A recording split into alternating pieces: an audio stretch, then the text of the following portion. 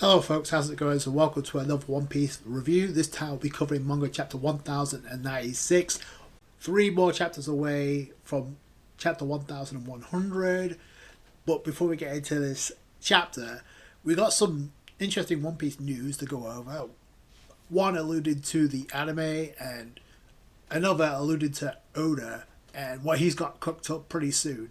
So let's start off with Oda and what he has in store.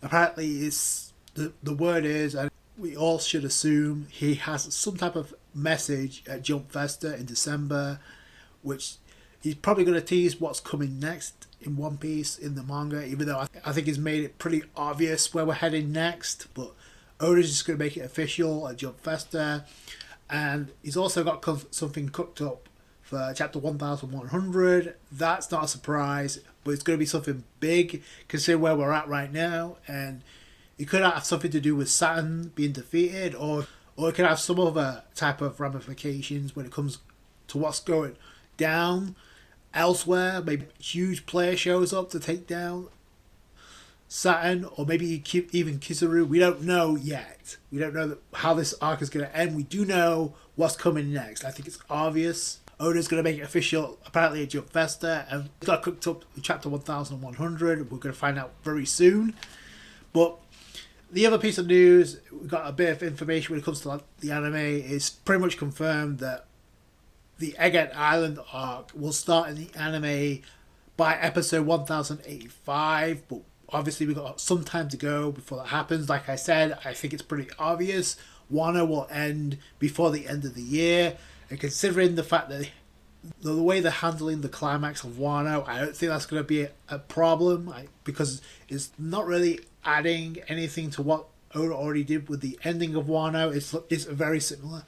With all the detail of added in the Wano arc, I was kind of hoping they add something to the finale when it comes to like more interaction between Hiyori and Momonosuke's reunion. That got cut short real quick. As for Doji and maybe Izo's funeral, but we didn't really get to see much of that. We just got to see like them talking about it. It's like, oh, how we've been liberated by those who have left us. But that was that was kind of brushed off to the side. So it looks like they're just thinking about getting one over with in the anime so they can move on, which I don't have a problem with. Because if I'm being completely honest, the peak of the arc was when Luffy went into Gear 5th. Like, it was whacked out craziness from there on, but when Luffy went into Gear 5th, that for me was the peak of the arc, especially when it comes to the manga. So there are also some cool things leading into the finale. Other than that, everything was just like a rush to kind of get it over with. So it's like the anime's following suit. But yeah, it looks like the Egghead Island arc starts with episode 1085. Now, I don't know if there's going to be a filler arc in between. We're not that far behind when it comes to like the manga. That's the news we covered.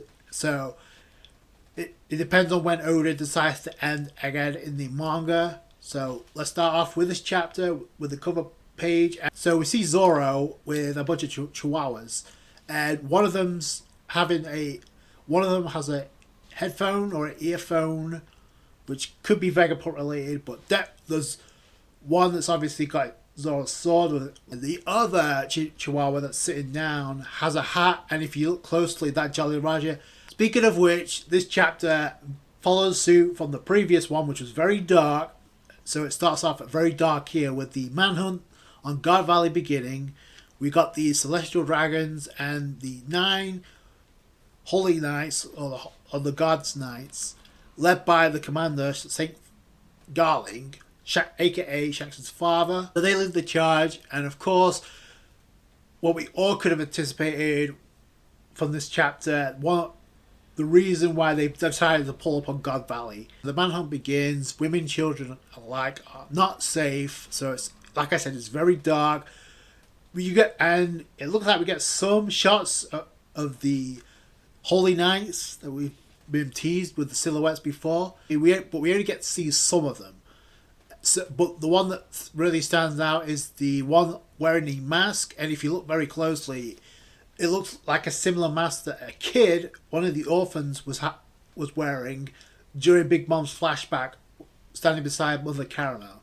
So I don't know if that's him, because the mask does have number 46 on it. So I don't know if he has survived or if they survived and decided to become God's knights, even though that doesn't really make a whole lot of sense. But the knight with the mask is holding the katana.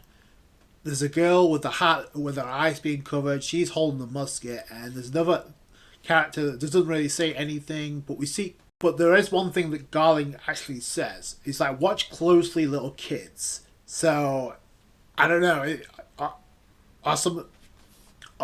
Are we looking at some of the orphans that survived the hunger rampage of Big Mom and decided to become Holy Knights? But either way, God Valley is in chaos, and we have Garp being contacted by Marine HQ. It goes from Garp chilling out, and you see a woman in the background, so I don't know. So shout out to Garp for that, but then Garp's mood completely changes when he gets told something about who's pulling up to God Valley. And because then Garp's like, yo, I'm going.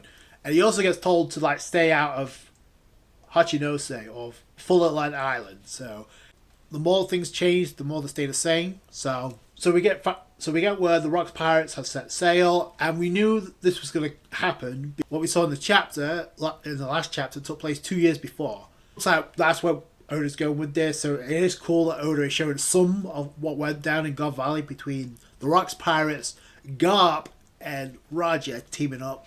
From history, that this masking intends to expel the native inhabitants for their resources. Again, devil fruits, because what else could they have?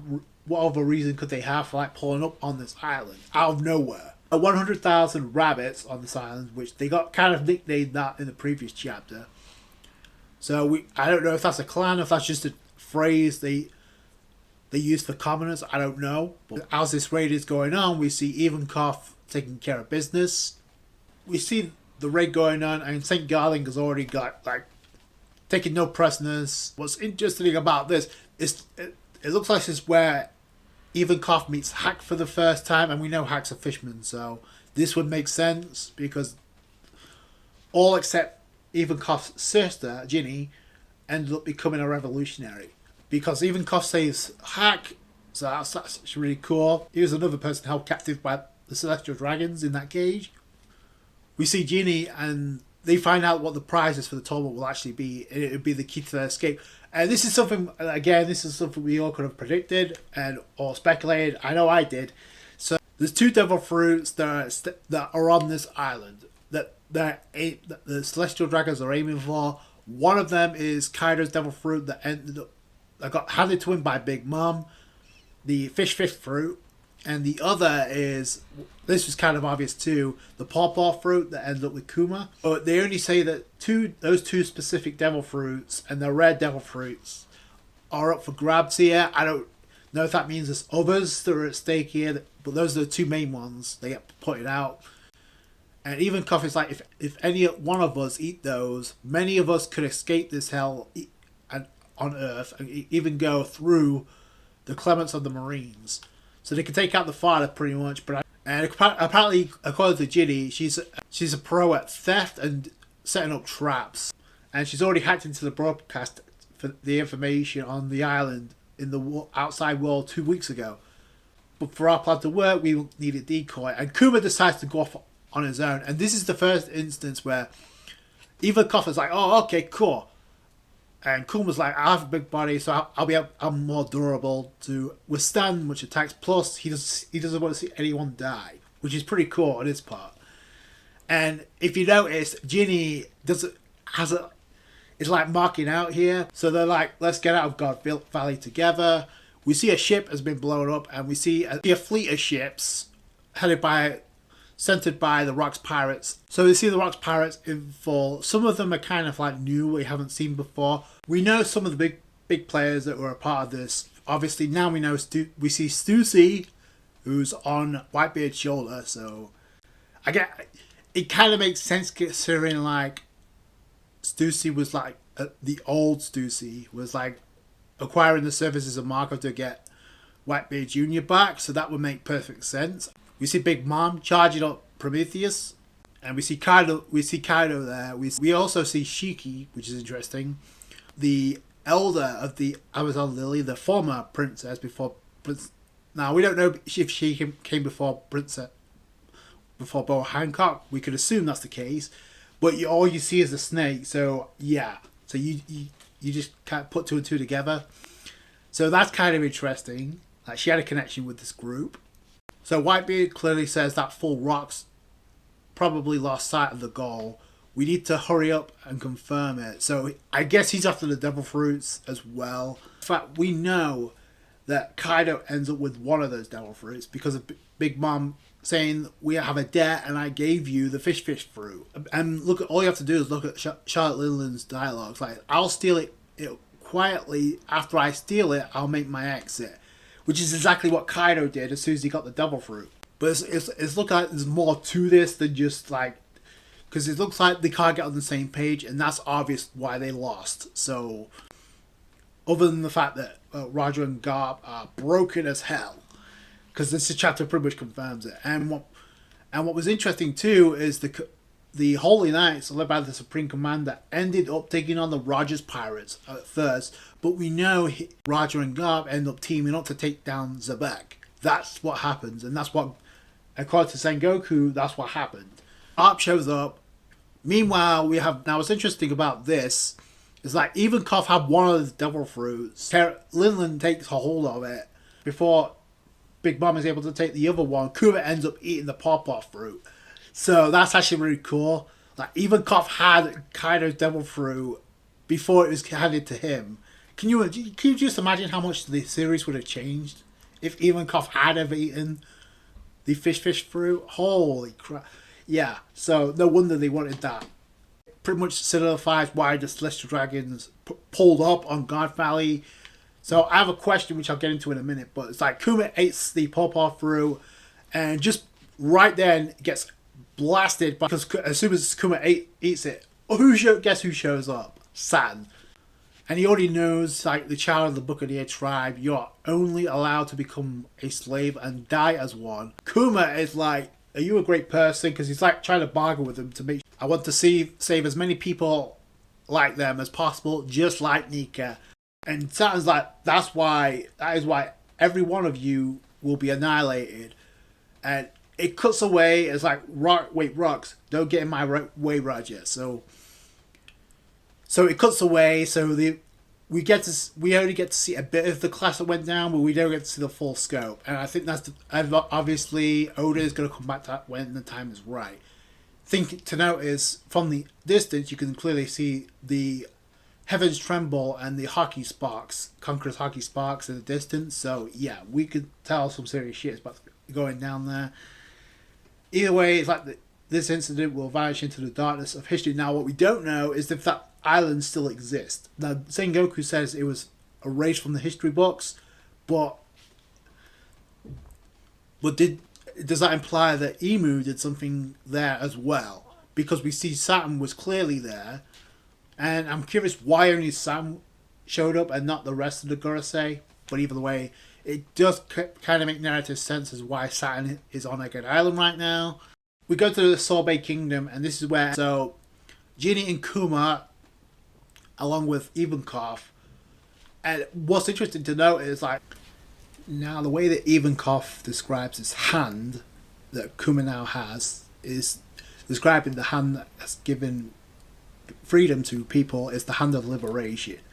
So yeah, so this is where the three, I guess, Kuma and Ginny part ways with Ivankov because Ginny decides to stay behind. So I wonder why that could be. Although it's cool that Ginny's calling Kuma Kumichi, so what's even cool is at this point she's only 4 years old, which is insane. That's insane. She survived the God Valley incident thanks to Kuma, but because it's like we got to see two kids actually trying to pick on Kuma, which was a mistake because Ginny comes right in and smacks the hell out of both of them. We got Kuma there patching them both up. This is something to note here. If you've noticed, Kuma is actually using his abilities, much like he did with Luffy, and get rid of their pain and injuries. So that's actually really cool. See, like the personalities showing through. Like Kuma's like providing meals, and Ginny's like star-eyed, so and then they're both crying because this is happiness, and that's how the chapter ends. And it has to end that way because it's going to tie into the present with Bonney existing. So it's because of Kuma and Ginny. So there you go. I want to touch into the whole situation involving the rocks incident, because before the description of Kuma's hand gets revealed by Ivankov, there's a statement made by Ivankov about there's no other information besides the legendary hero Garb. So it's according to the world's top. So Morgan's reported something, but he didn't give the full scoop. In the end, we don't know what happened on the island, which I think it's pretty obvious that Morgan's is being told by the government to cover what really went down. Because again, according to Sengoku, we know that Garp and Raja teamed up against Rock Dieselbeck. What we don't know is why. But we do know Garp's reason is to protect the celestial dragons, even though the Tenryubito Beto caused the situation in the first place. The other question I have is, why were 2 rare devil fruits on that island to begin with? Why did they choose God Valley as the place if it's a non-affiliated government island? The government decided to cover this up. I personally think it has something to do with Imu's involvement in this. The way it's describing this incident, it vanished into the darkness of history. So who do we know at this point who has the ability to erase an island off the existence? It's even more interesting. There could be a connection with the orphans that were a part of Big Mom's flashback, that possibly one or a couple of them ended up becoming members of the God's Knights. From a power scaling standpoint, that doesn't really make a whole lot of sense.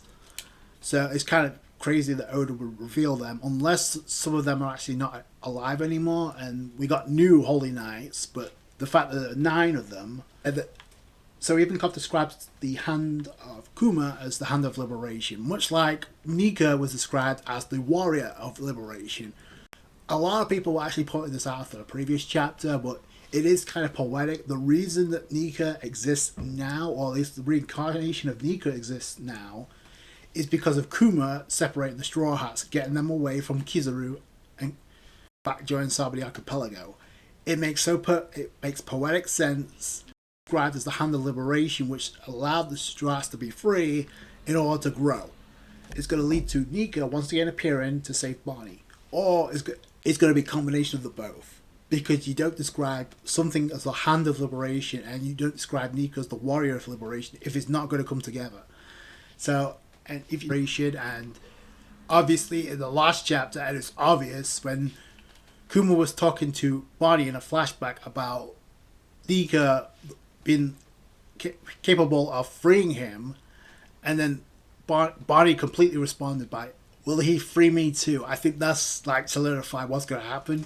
I don't know if it's going to happen in chapter 1100, but I also think it's interesting. We see a scene with Kuma after those kids were actually picking on him, throwing stuff at him. He was able to, after Genie beat their asses, Kuma actually took away their injuries, much like he did with Luffy back at Thriller Bark, and Zoro had to take that pain on. Now, I mentioned in the comments in my last review that could be a similar situation, and I think it was interesting that Oda decided to kind of remind us that Kuma has this ability. Is it possible Kuma could do something similar with Luffy, but instead of having one of the Straw Hats take the pain, he's going to take that pain, and that will probably kill him, but it would give Luffy a chance to have Nika appear in the form of Gear 5th. I think that could be the way to go, because a lot of people have stated that, maybe Kuma is going to use his hand to at least get the Straw Hats away. Pause for a minute, no pun intended.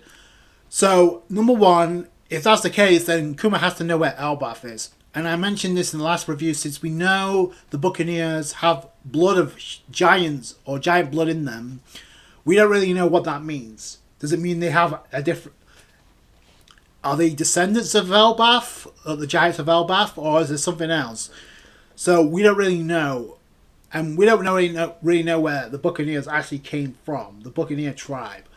So, that's number one. So, he has to know where Elbaf is at if he's going to warp them there. Number two, the entire crew has to be together if this is going to work. Or The only other way I've seen this happening, and this is going to piss a lot of people off, but I can see Oda doing this, is separate the crew. And we know 4 of the Straw Hats are going to Elbaf immediately.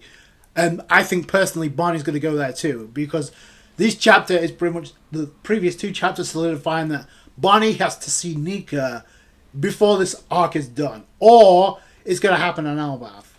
Because she was told about the warrior liberation. In this chapter, we literally get Kuma's abilities being described as having the hand of liberation to create freedom. And like I said, people brought this up in the last after the last chapter, that the reason that Nika exists is because Kuma separated the Straw Hats. But I don't think Oda's going to do the same thing again. He could get rid of the fatigue of Luffy, and that would help him get into Gear 5th without any plot. It would be a plot device, but at least it would make sense, because considering we've seen this in Thriller Bark. But it's either going to lead to the separation of the Straw Hats, because the crew aren't together right now. So I don't think Kuma's just going to show up and warp them out. He may get Bonney out of Saturn's grasp, but he's going to show up to do something at least. And I think that's going to be it. Because Oda is planning something massive to go down at the conclusion of this arc. Like, he said that the foundation of the One Piece world will shake forever with the conclusion of this war. We don't really know what that means. Is somebody else going to show up? Like, I'm speculating, because if Kuma gets involved, then Dragon by far, I'm telling you right now, Dragon is showing up to do some damage. And he may end up taking out one on the Gorosei. That could be the major incident he was referring to. But it is kind of cool how this chapter started dark, but it ends with a little bit of positivity, with some hope. Even though I think it's pretty obvious stuff is going to happen to Ginny, which sucks, because we just got introduced to her, and from what we're seeing, her personality is much like Bonney's. Like I said, Bonney kind of has to see something like Nika. It's gone into Gear 5th. Now, she has seen Luffy, and I mentioned this in the last review. She has seen Luffy in Gear 5th, but she hasn't recognized it as Nika. And both times that Luffy has fought in Gear 5th, Bonney was either in a different area, or she was knocked out. When it came to Luffy against Rob Lucci in the rematch, Luffy flexed into Gear 5th. Bonney, ironically, was KO'd because of the bugs. That's exhibit number 1. Exhibit number 2 is when Kizaru kicked her in the face and sent her to a different area. Kizaru fought Luffy in Gear 5th, but Bonney was not around to see it. Ironically, now it's pretty much set in stone that Bonney has to recognize Luffy as Nika at some point, and the Hand of Liberation has to play a role. What's going on right now? There's no reason for Ivankov to give that description of Kuma's hand being a Hand of Liberation if nothing's going to come of it. Like I said, it could be a way of Kuma getting Bonney away from Saturn, or it may be a way of Kuma getting rid of the fatigue and injuries of Luffy. That would allow Luffy to go back into Gear 5th with whatever energy he has left. So yeah, it's definitely looking like it's going to be the end of Kuma, but how we get there is going to be very emotional. This is turned into a very emotional flashback. Shout out to Oda for giving us some tidbits of information when it comes to God Valley and where it went down. I think there's something more to it, because the Holy Knights and St. Garling going up against the Roger Pirates, to Garp and Roger teaming up to take on Rocksteady Zebek. So what changed? Yeah, this is a great chapter, and it's cool how Kuma and Ginny's interactions is going to lead into the birth of Bonney. So that's really cool. So those are my thoughts. Please tell me yours in the comments below. I really like this chapter a lot. That's going to do it for you guys. Thanks for watching. Like this review if you did. Thumbs up. I appreciate that. Subscribe to channel for more One Piece. Catch you guys later. Thank you guys for all the support. Bye.